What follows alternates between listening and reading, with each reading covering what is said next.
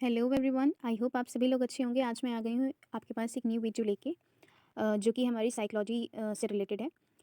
यहाँ पे हम डिस्कस करेंगे इंपॉर्टेंट क्वेश्चन आपके एग्जाम पॉइंट ऑफ व्यू से। जैसा कि आप लोग को पता है कि आपके एग्जाम जो है वो जल्दी ही होने वाले हैं, तो इस वजह से मैं आपको इंपॉर्टेंट क्वेश्चन बताने के लिए आई हूँ, जिससे कि आपको और आसानी हो जाए अपने क्वेश्चंस को प्रिपेयर करने में।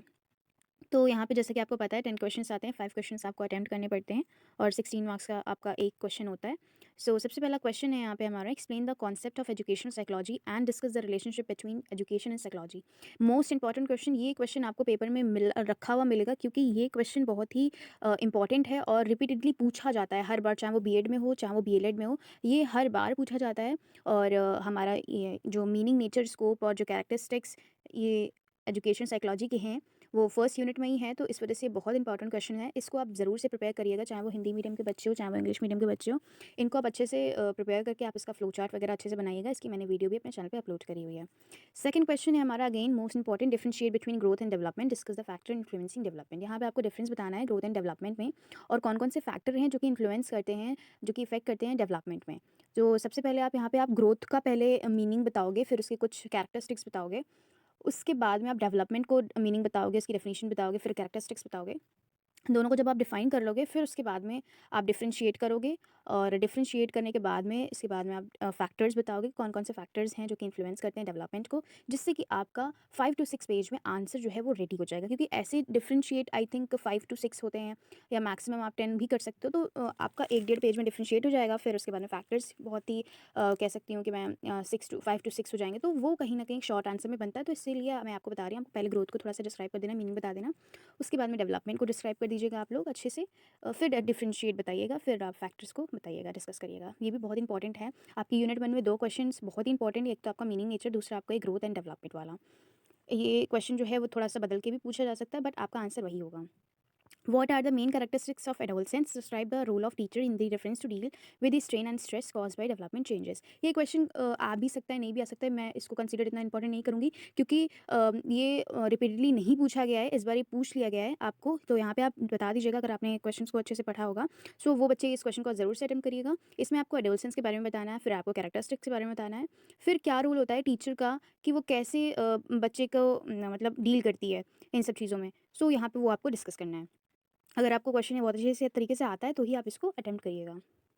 नेक्स्ट क्वेश्चन है हमारा, what do you mean by learning, discuss the factors affecting learning with suitable example. Easy question भी है, और मैं इंपॉर्टेंट भी बोल सकती हूँ, क्योंकि ये बहुत ही आपका डे टू डे लाइफ से भी रिलेटेड है कि आप क्या सीखते हो, क्योंकि आप हर दिन एक नई चीज़ सीखते हो, लर्न क्या करते हो। तो वो कहीं ना कहीं आप लिख भी सकते हो कि मैं किस तरीके से बड़ी हुई, कैसे क्या छोटे पर से मैंने क्या क्या सीखा, कैसे क्या मेरी एज जैसे जैसे बढ़ रही है और मैं क्या सीख रही हूँ। तो कहीं ना कहीं आप क्वेश्चन बना के भी लिख सकते हो अगर आपको ये नहीं आता है।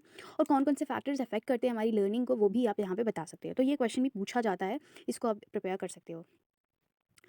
नेक्स्ट क्वेश्चन हमारा, describe Pavlov classical conditioning theory with educational implication. अच्छा, ये जितने भी थ्योरीज वाले क्वेश्चन हैं, जैसे कि हमारे थॉर्नडाइक के हैं और पैवलॉव के हैं, जिनमें आपको थ्योरीज को बताना है, तो आपकी आई थिंक 3 या 4 थ्योरी, तो इनमें से आप 2 थ्योरी तो ज़रूर से प्रिपेयर करिएगा, चाहे वो थॉर्नडाइक की हो चाहे वो पैवलॉव क्लासिकल कंडीशनिंग थ्योरी हो। क्योंकि थ्योरी आपकी एक एक तो थ्योरी आती ही आती है, उससे क्वेश्चन आपको पूछा ही जाता है आपकी साइकोलॉजी के पेपर में। तो वो आप एक थ्योरी को अच्छे से प्रिपेयर कर लीजिएगा, क्योंकि वो क्वेश्चन कहीं ना कहीं या तो पैवलॉव का पूछ लिया जाता है या तो थॉर्नडाइक का पूछ लिया जाता है। आपका थ्योरी वाला क्वेश्चन एक तो मिलेगा ही आपको एग्जाम पेपर में। सो मैं ये कहूँगी कि आप जो थ्योरी हैं आपको, वो अच्छे से आप प्रिपेयर कर लीजिए। बहुत ही आसान थ्योरी है, आपको इसमें थोड़ी सी कहानी में आप वे में आप याद कर सकते हो कि किस तरीके से जो साइकोलॉजिस्ट थे उन्होंने क्या क्या एक्सपेरिमेंट किए और क्या फिर उन्होंने कंक्लूजन निकाला। वो सारी बातें आप यहाँ पे लिख सकते हो, क्या क्या एजुकेशन इंप्लीकेशंस थी उसमें। सो ये थ्योरीज वाले क्वेश्चन भी इंपॉर्टेंट है, आपके आते ज़रूर हैं।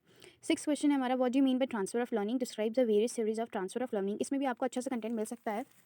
अगर आपको मैटर मिल रहा है तो आप ज़रूर से क्वेश्चन को करिएगा ट्रांसफ़र ऑफ लर्निंग का, और आप प्रिपेयर भी कर सकते हो। और ये कभी आता है कभी नहीं आता है, ऐसा सीन है इसके साथ। और जितने भी आपके जैसे पर्सनालिटी का मीनिंग नेचर स्कोप हो गया, इंटेलिजेंस का मीनिंग नेचर स्कोप हो गया, आपका क्रिएटिविटी का मीनिंग नेचर स्कोप हो गया, जितने भी यूनिट फर्स्ट के पहले वाले जो टॉपिक्स हैं वो बहुत इंपॉर्टेंट है, क्योंकि वो एक अलग ही आपका चैप्टर कह सकते हैं, या कह सकते हैं एक अलग ही टॉपिक है। सब यूनिट में एक अलग अलग टॉपिक है, तो मैं कहूँगी कि उनको आप ज़रूर से प्रिपेयर करिएगा, क्योंकि वो आते ही आते हैं। फॉर एग्जाम्पल आपका पर्सनैलिटी से रिलेटेड पूछ लिया, उसके क्या ट्रेड्स हैं, और आपका क्रिएटिविटी से पूछ लिया मीनिंग नेचर, तो आपका कहीं ना कहीं क्वेश्चन तो बदला होगा, लेकिन कंटेंट वही रहेगा। तो आप लिख सकते हो, आप थोड़ा बहुत आपको याद होगा और थोड़ा बहुत आप बना के लिख सकते हो। सो मैं उन क्वेश्चंस को आपको ज़्यादा कहूँगी कि अच्छे से आप प्रिपेयर करिएगा।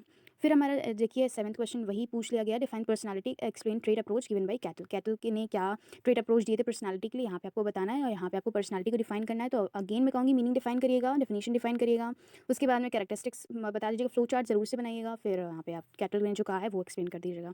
8th क्वेश्चन हमारा define intelligence explain the SPM and two factor. Most important question, ये बहुत बार पूछा जाता है बीएड और बीएलएड के में, साइकोलॉजी के पेपर में हमेशा ये क्वेश्चन पूछा जाता है। बहुत ही इंपॉर्टेंट है क्योंकि SPM and two factor theory most important आपके एग्जाम पॉइंट ऑफ व्यू से, कॉम्पिटिशन लेवल से। सो इसको आप ज़रूर से तैयार रखिएगा।